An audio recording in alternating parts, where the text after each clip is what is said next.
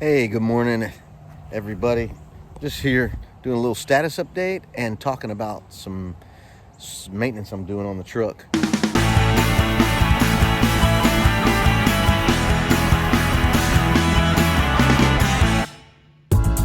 I just had the truck some work done on the truck as far as radiator, water, oil change, filters, all that stuff was changed. Quite expensive, but on our trip from Long Point campground, we had a little issue with an old tire where it separated plies. It didn't go flat, it just got a bubble on it.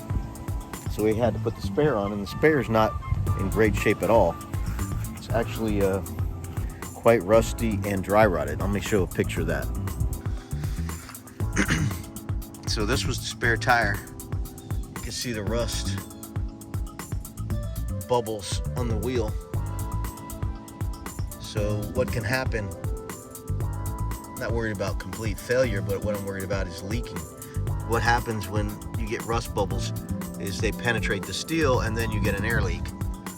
So it's quite corroded on a lot of the wheel.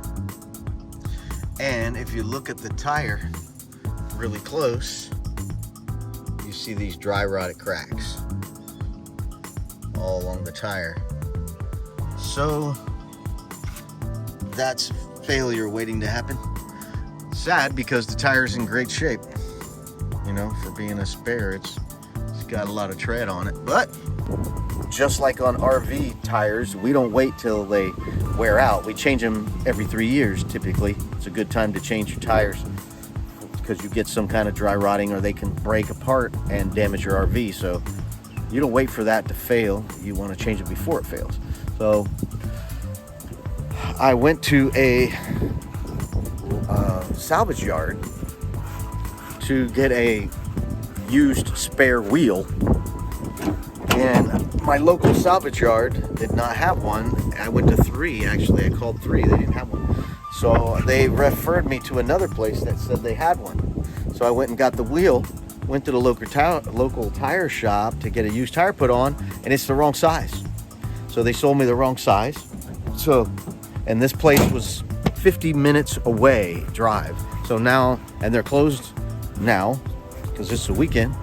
So I'm gonna have to drive on a normal work day to try to get this done.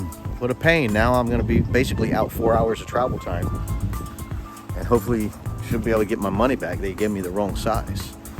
So we're also doing some work on the windshield, but it's starting to rain. Can you see that? It's starting to rain again. We've been having some pretty bad weather this weekend. So, oh, and I bought a hat. Got me a new hat. This one I'm gonna try to keep nice. And I bought tag. There we go. Look, you can see me in the mirror. Got me a new tag for the truck. And I'm working on my headlight. I don't know if you can see this because it just rained, but I have some yellowing on the headlight. Let me show you the other one. A little cloudy here on the yellow on the headlight lens. So I was like, let me see if I can knock that out. So I bought a headlight cleaner, and this is what I used. Meguiar's Plastic X. Clear plastic cleaner and polish. Removes cloudiness, yellowing, oxidation, and fine scratches. And it actually worked pretty well. You could still see, you know, where the damage was done because obviously it needs to sand away a top layer, and there's still some there. I'm gonna get back to this. This was only like really one polish, so I'm gonna go back and hit it again, but I'm dealing with rain here, so it worked pretty well. You know, I think I paid $8 or $9 for this little bottle, and I think think that was worth it. It actually says on the back that for moderate to heavy oxidation, use their restoration kit. So I didn't read that far when I was buying it. So evidently there's a kit to buy. So I don't have bad oxidation, but it's enough to try to stop it before it gets bad. So, and on my fog lights, for sure, I gotta get those. But yeah, I can see a noticeable difference.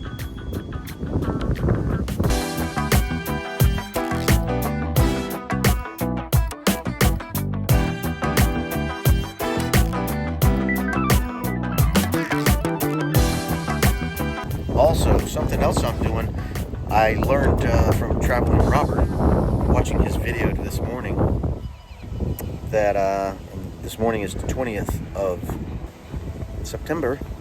His new video he released, he talked about shooting video with his new iPhone. And I've had a new iPhone for a little while, several months, and he said something about switching the camera settings to 4K. I didn't know you could do that. So I just now switched the camera to 4K and I'm shooting video with it. I can already see a difference. I remember watching video of me panning with the camera. It was on 1080 at a slower frame rate, like 30 frames per second or something like that. I'm not sure if it was 23 or 30, which is recommended for cinematic video, but it was choppy when I pan like this. It would get choppy. Let me switch the camera around.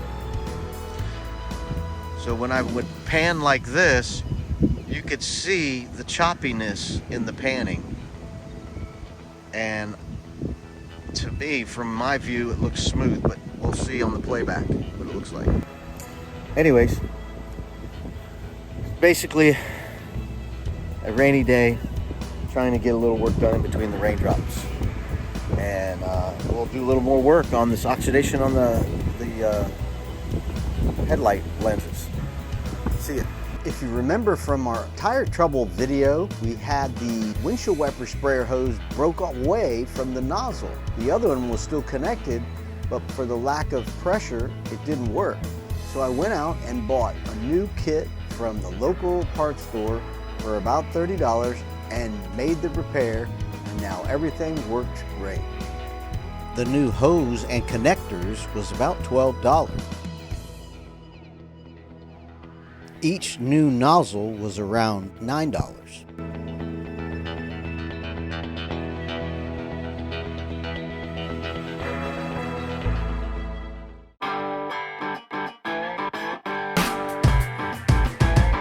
Just look at what we have here.